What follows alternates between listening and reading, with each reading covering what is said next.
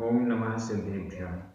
जीवमजीवमदव्यं जिणवद्वसहेण जीर्णनिर्दिष्टं देवीन्दविन्दवन्दं वन्दे तं सर्वदा शिरसा। बोलिए श्री खजराट संभवनाथ भगवान की जय। आचार्य श्री नेमी चंद्र सिद्धांति देव की जय। हम सभी का ये परम सौभाग्य है कि हमें आचार्य नेमिचंद्र सिद्धांति देव का महान ग्रंथ द्रव्य संग्रह के अध्ययन का अवसर मिल रहा है। यह ग्रंथ निश्चित रूप से जैन धर्म और दर्शन को गागर में सागर के समान अति संक्षेप में प्रस्तुत करने वाला है। आज हम गाथा क्रमांक 50 पर पहुंच चुके हैं। यह गाथा अरिहंत परमेष्ठी के स्वरूप को स्पष्ट करने वाली है। प्रकरण चल रहा था ध्यान का। ध्यान में 35 अक्षर वाले, 16 अक्षर वाले, 6, 5, 4, 2 और 1 अक्षर वाले परमेष्ठी वाचक मंत्रों का जाप और ध्यान करने की प्रेरणा आचार्य श्री ने प्रदान की। अब पंच परमेष्ठी का स्वरूप क्या होता है जो हमें ध्यान में लाना चाहिए या चिंतन में लाना चाहिए, वह स्वरूप यहाँ क्रमशः प्राप्त हो रहा है। चलिए प्रारंभ करते हैं। गाथा क्रमांक 50। उच्चारण नठ नठ अधट नठ। चदु चदु घाई घाई। कम्मो कम्मो। नठ चदु घाई कम्मो, ये पूरा एक समासित पद है। दंसण सुह णाण वीर्य मय्यो मय्यो, ये भी एक समासित पद है। दंसण सुहणाण वीर्य मय्यो। जहां पर बड़ी ई की मात्रा है वहां थोड़ा सा अधिक समय देना है, जहां छोटी ई की मात्रा है वहां कम। दंसण सुहणाण वीर्य मय्यो, ऐसा रहेगा। सुह देह थो, सुह देह थो अधता था। अप्पा अप्पा। शुद्धो शुद्धो। अरिहो अरिहो। विचिन्तिज्यो विचिन्तिज्यो अधजा पुरजा विचिन्तिज्यो। नठ चदुघाई कम्मो नठ चदुघाई कम्मो। दंसण सुहणाण वीर्य मय्यो दंसण सुहणाण वीर्य मय्यो। सुहदेहत्थो अप्पा सुहदेहत्थो अप्पा। शुद्धो अरिहो विचिन्तिज्यो शुद्धो अरिहो विचिन्तिज्यो। बहुत अच्छी और बड़ी सरल गाथा है। शुद्धो अरिहो विचिन्तिज्यो। शुद्धो शुद्ध शुद्धो शुद्ध। अरिहो अरिहंत। विचिन्तिज्यो चिंतन करना चाहिए। शुद्ध अरिहंत का, अरिहंत परमेष्ठी का चिंतन करना चाहिए। एकदम सरल। अरिहो अरिहो अरिहंत। अरिहंत परमेष्ठी का यहाँ पर स्वरूप बताया जा रहा है। जितने भी शब्द समूह यहाँ पर हैं वे सभी अरिहो के विशेषण हैं। सबकी विभक्तियां चेक कर लीजिए। सब में प्रथमा विभक्ति का एक वचन है। नठ चदुघाई कम्मो दंसण सुहणाण वीर्य मय्यो सुहदेयत्थो अप्पा शुद्धो विचिन्तिज्यो। ये सारे के सारे विशेषण हैं अरिहो इस शब्द के। अरिहो अरिहो अरिहंत। अरिहंत परमेष्ठी का कैसा स्वरूप है। अब देखिए शुरू से, नठ चदु घाई कम्मो। नठ नष्ट, नठ नष्ट किया हुआ है जिसने। किसको नष्ट किया हुआ है? चदु चार, घाई घातिया, कम्मो कम्म कर्म, जिसने चार घातिया कर्मों को नष्ट किया हुआ है, वह अरिहो अरिहंत परमेष्ठी। अरिहंत परमेष्ठी का स्वरूप जिन्होंने चार घातिया कर्मों को नष्ट किया हुआ है। यहाँ पर नठ, यह भूतकालिक कृदंत का अनियमित प्रयोग है। नठ नष्ट किया हुआ, किसको नष्ट किया हुआ है? चार घातिया कर्मों को, कम्मो कर्म को। कौन से कर्म को? घाई घातिया कर्म को। घातिया कर्म कितने?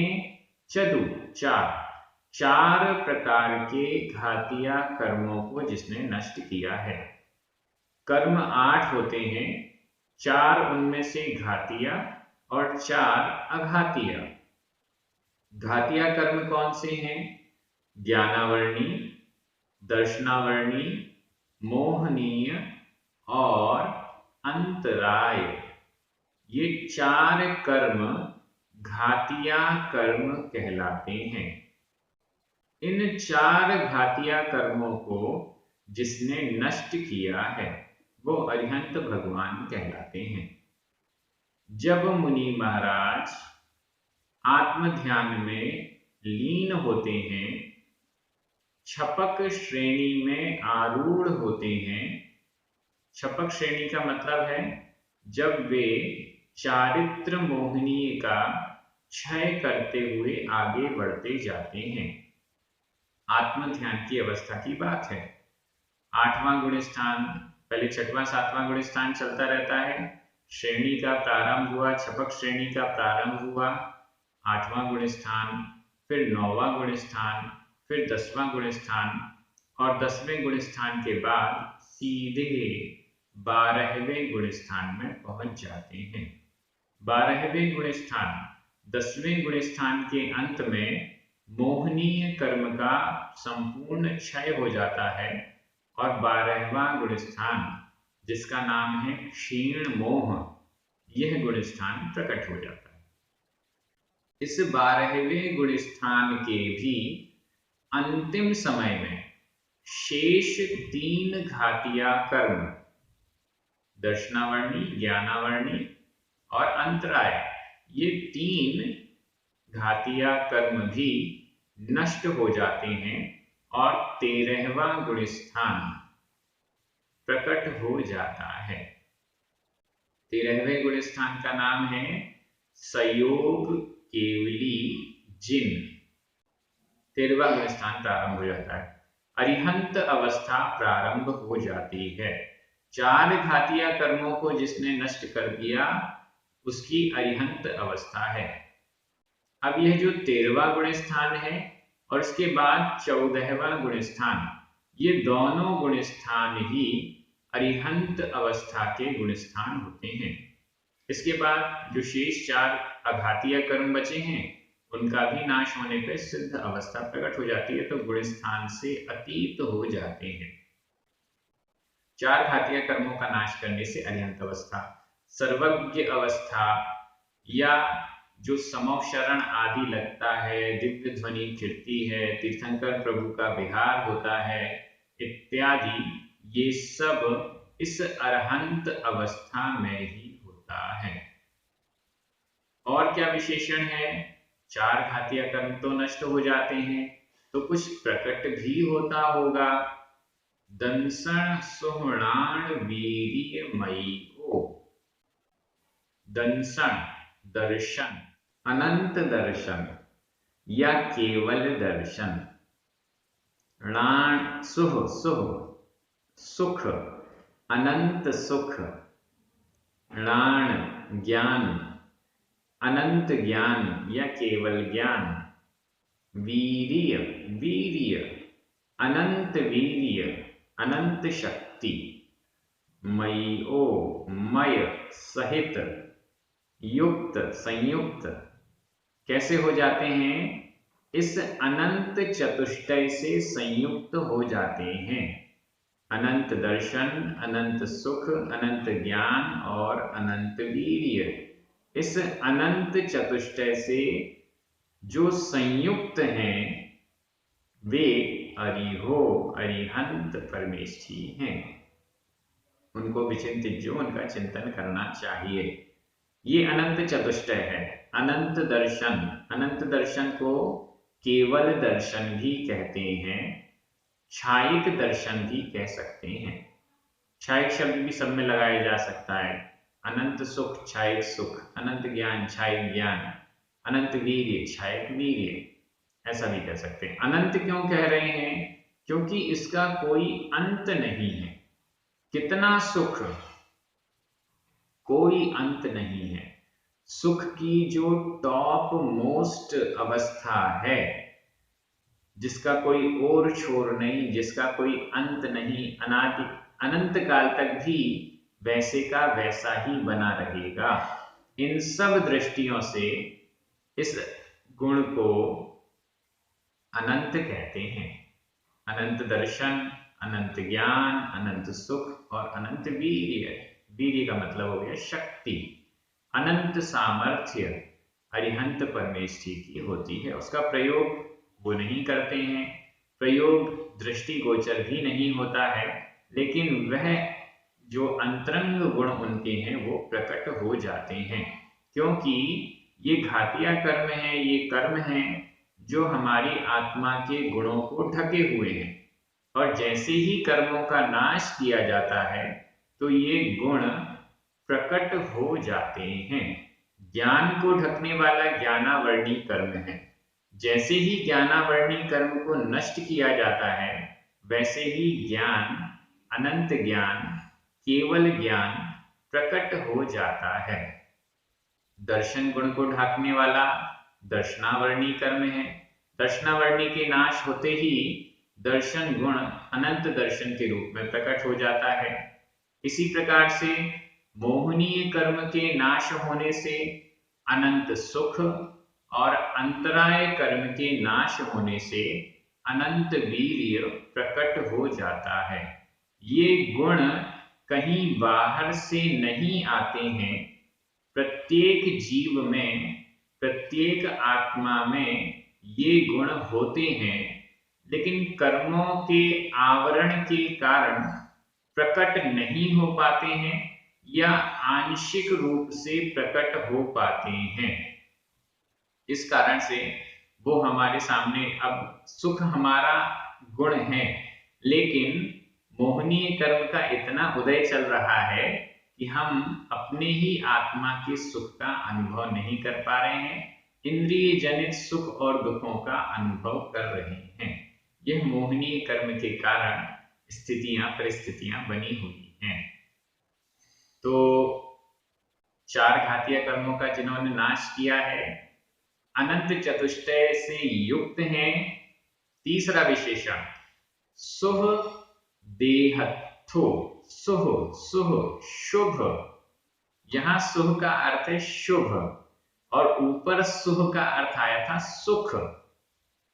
प्राकृत में दोनों शब्द एक से हैं, लेकिन जब उनका हिंदी अर्थ करते हैं तो दोनों में अंतर हो जाता है। सुख और शुभ, इन दोनों के लिए ही प्राकृत में सुह इस शब्द का प्रयोग किया गया है। सुह देहत्थो, सुह शुभ, देह, देह का मतलब है शरीर, थ आधता और था यानी स्थित, शुभ देह में स्थित, शुभ देह में स्थित, पवित्र देह में, पवित्र शरीर में स्थित। हम सभी मनुष्य हैं, हमारा शरीर औदारिक शरीर होता है। यह औदारिक शरीर 7 धातुओं से, सप्त धातुओं से सहित होता है। हमारे शरीर में अनंत निगोदिया जीवों का वास होता है। और भी समस्याएं, हजारों रोग होते हैं इत्यादि। लेकिन अरिहंत भगवान का शुभ देह होता है, शुभ देह, शुभ शरीर में स्थित ये होते हैं। तो वह शुभ देह, वह पवित्र शरीर कैसा है? परमौदारिक, परम औदारिक, परमौदारिक होता है। उनके शरीर में 7 धातुएं नहीं रहती हैं। और कैसा? जो निगोदिया जीव औदारिक शरीर में होते हैं, उन सबसे रहित यह परमौदारिक शरीर होता है। ऐसा हम समझ सकते हैं।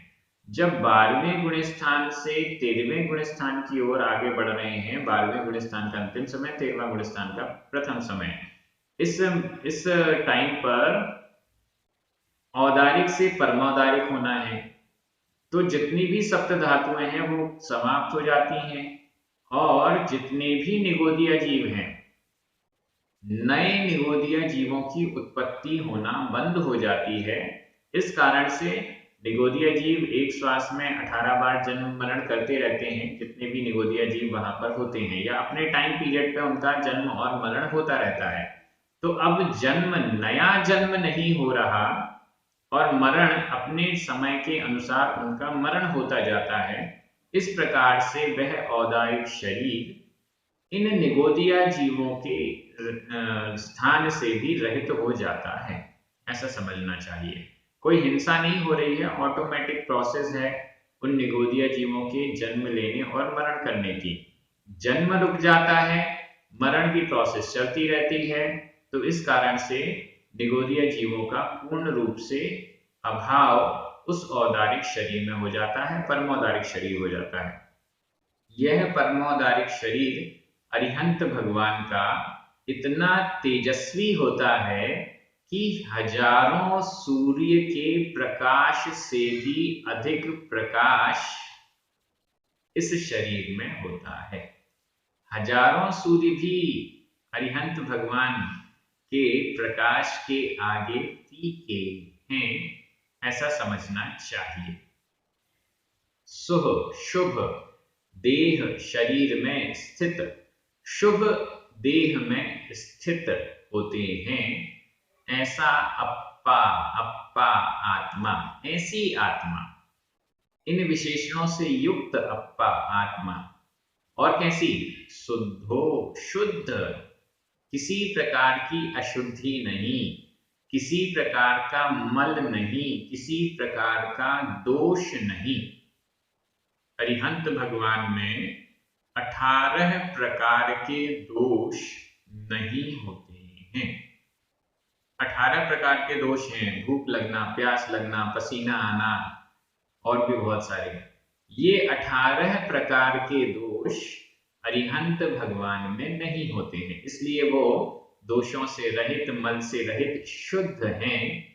ऐसे अरिहंत का विचिंतित जो चिंतन किया जाना चाहिए। इस प्रकार का अरिहंत परमेष्टि का स्वरूप है। और ऐसा जब ध्यान की अवस्था में मुनिगण बैठते हैं, या हम गृहस्थ भी जब जाप आदि करते हैं, तो अरिहंत परमेष्टि का ऐसा स्वरूप हमारे चिंतन में आना चाहिए।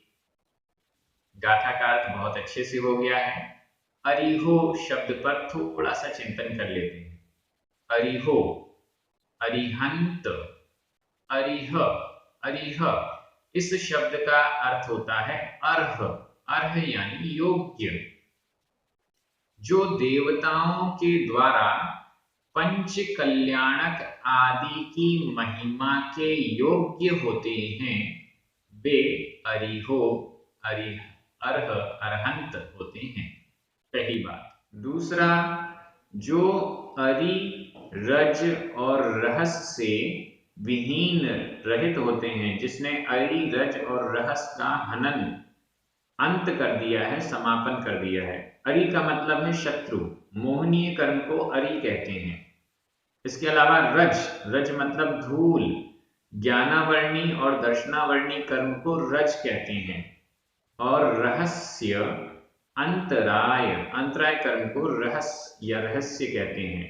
तो जिसने इन चारों का नाश कर दिया, मोहिनी, ज्ञानावर्णी, दर्शनावर्णी और अंतराय, इन चार घातिया कर्मों को जिसने नष्ट कर दिया है वह अरिहंत। इस प्रकार से अरिहंत शब्द की दो प्रकार की व्याख्या हमारे शास्त्रों में आती है। ये अरिहंत भगवान का स्वरूप हो गया जिसका हमें विचिंतिज्यो चिंतन करना चाहिए। विचिंतिज्यो यह विधि एवं आज्ञा काल का विचिंतिज्यो यह विधि कृदंत का प्रयोग है।